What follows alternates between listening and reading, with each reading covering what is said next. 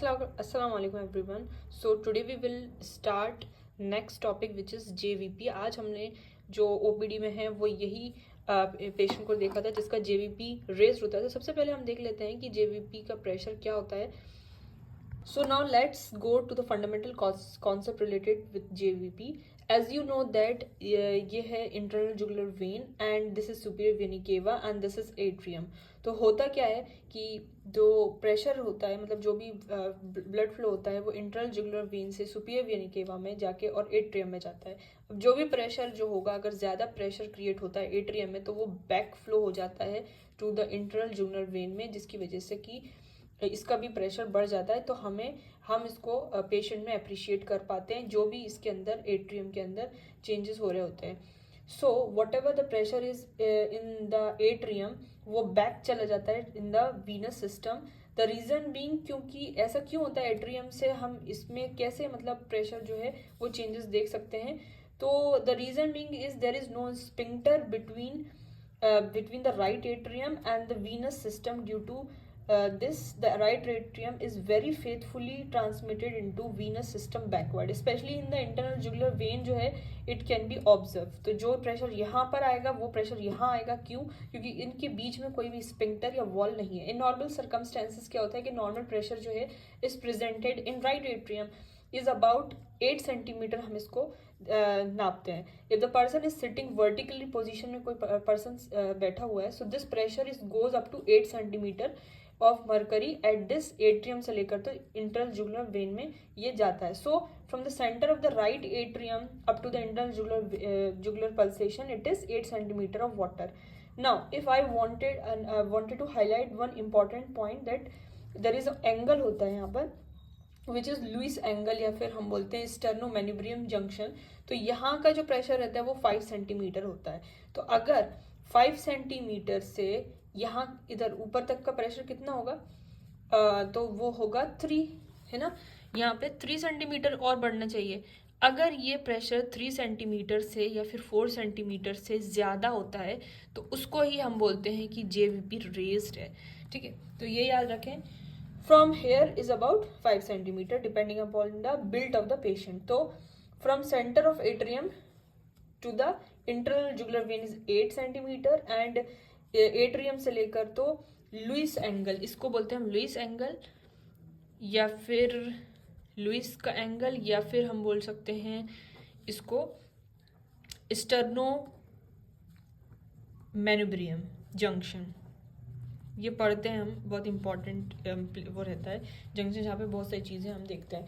सो यहाँ जो है इसको काउंट करते हैं तो ये होता है 5 सेंटीमीटर. अब अगर इससे ज़्यादा बढ़ता है यानी कि ऊपर आ गया आपका इंटरजुगुलर वेन जहाँ से हम सर नेक में देखते हैं, अगर 3 सेंटीमीटर होना चाहिए और ज़्यादा 5 + 3 8 तो 3 सेंटीमीटर और ज़्यादा होना चाहिए. अगर ये प्रेशर 4 सेंटीमीटर ऑफ मर्करी है ज़्यादा हो गया है, 4 से ज़्यादा हो गया है तो इट इज़ इंक्रीज JVP. ठीक है, कह सकते हैं कि एक तरह का जो इंटरनल जुगुलर वेन है वो एक तरह का बायोलॉजिकल नैनोमीटर है अप्लाइड टू द हार्ट. जो भी इसका प्रेशर होगा वो यहाँ पे हमें अगर इसका प्रेशर रेज्ड होगा तो वो हमें यहाँ पे हम उसको अप्रिशिएट कर सकते हैं. जब क्या होता है जब ऐसे नोड क्या होता है फायर करती है तो क्या होता है एट्रियम का कॉन्ट्रैक्शन होता है.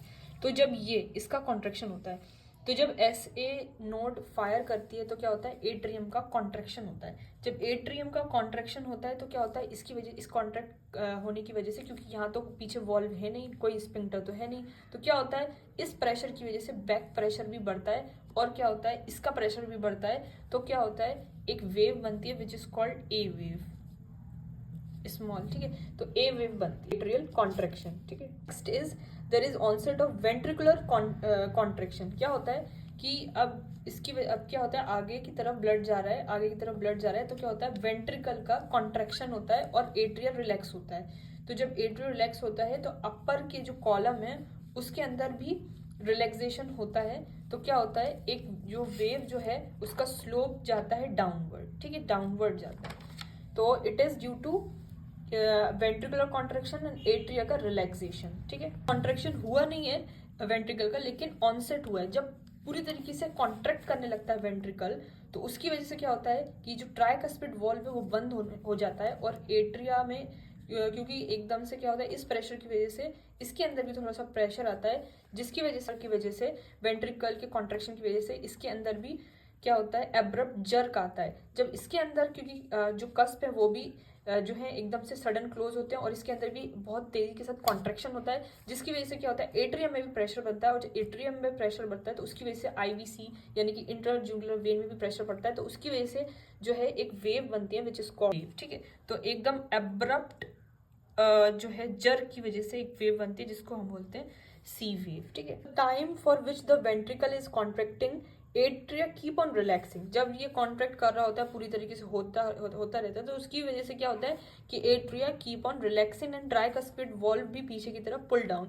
सो कॉलम जो है वो भी डिसेंड हो जाता है, तो उसकी वजह से एक वेव बनती है which is called slope downward होता है, जिसको बोलते हैं हम आपका एक्स इज इट। ठीक है, तो इस तरीके से ये डाउनवर्ड इसका स्लोप होने लगता है, तो इसको हम बोलते हैं एक्स। क्यों हो रहा है ये, क्योंकि the time when the ventricle is contracting, तो एट्रिया कीप ऑन, जो वेंट्रिकल है इसका कॉन्ट्रैक्शन होता है, and atria keep on relaxing, and जो ट्राइकस्पिड वॉल्व है जो है वो डाउनवर्ड होने लगता है। तो इसकी वजह से क्या होता है, एक वेव जो स्लोप होती है वेव का वो नीचे की तरफ होता है। टाइम पे क्या होता है, ये सारी चीजें चल रही होती है, उसके बाद क्या होता है, जो प्रेशर है वापस क्या होता है, जो वीनस रिटर्न हो रहा होता है, वीनस रिटर्न भी तो होगा ना, तो वीनस रिटर्न जब आता है आपके एट्रियम के अंदर, वीनस रिटर्न जब आता है एट्रियम के अंदर, तो क्या होता है उसकी वजह से भी एट्रियम में थोड़ी सी फिलिंग होती है, फिलिंग की वजह से भी क्या होता है, इसके ऊपर प्रेशर होता है और पीछे जाता है, आईवीसी के अंदर भी प्रेशर क्रिएट होता है, तो उसकी वजह से ये स्लोप जो है डाउनवर्ड से चला जाता है अपवर्ड, और ये बन जाता है हमारी wave which is V wave.